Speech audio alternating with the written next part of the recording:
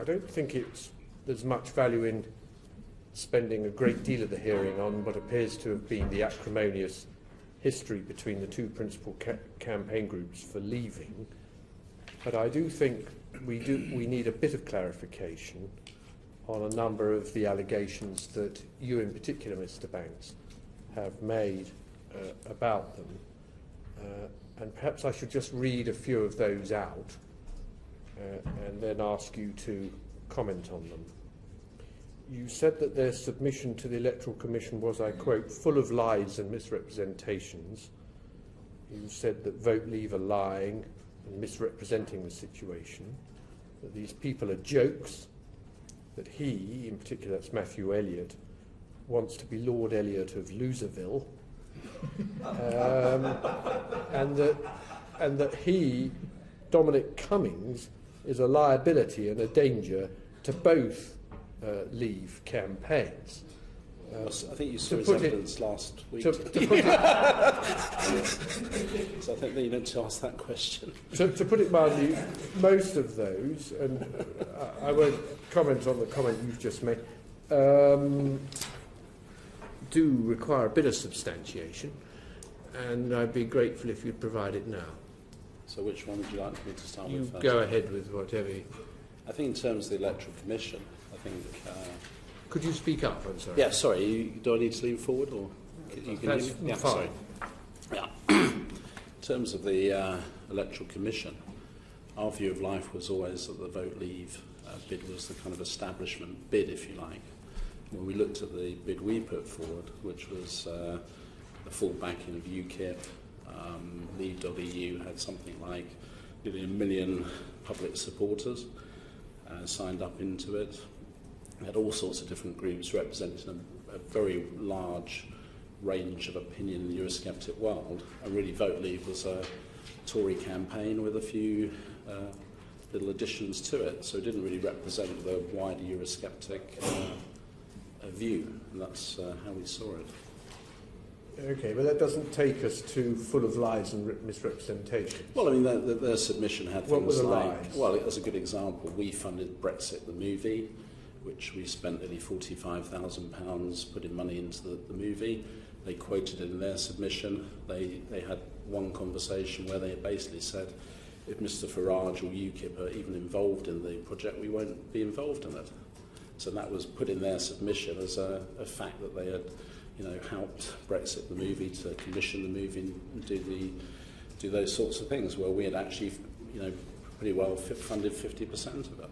Well, as one example, I can give you lots of different examples. I think rather than delay the committee now, it might be helpful if you could set those out in writing and provide them to the committee. Absolutely, no problem. With any substantiating. I mean, there were things like... With any substantiating. Yeah, there were things like, for instance, Richard North, who we don't necessarily agree with, but he violently objected to the Vote Leave position, and it was quoted in the document that they had communicated with him and worked with him. Well, we know that not to be the case. Now, when you say that the process, I haven't actually quoted all the quotes, by any means I have in front of me, but perhaps I'll supply one more. You have said of the Electoral Commission's decision, I quote, "We have decided to show the public how this process was stitched up." Yeah. So that seems to be an allegation not about lies or misrepresentation by Vote Leave, but about the conduct of the Electoral Commission. Well, I'd be grateful if you could substantiate that. We contemplated a judicial review based on a number of facts, but one of which was there are 8 commissioners of the Electoral Commission, 3 of which excused themselves because they were conflicted. We don't know the reasons why they were conflicted, but one of the commissioners actually voted on the decision that had a conflict relating to Vote Leave, but because they didn't have enough commissioners to form a quorum, they actually allowed someone to vote that was conflicted. And in the business world, that would be out of the question and pretty reprehensible. Well, you're subject to, we may decide to take as subject to parliamentary privilege evidence on that point as well. It's a very serious allegation you're making about the Electoral Commission, whose task is to ensure the highest standards in our elections. I have their their documentation in front of me here. Can I make a second point?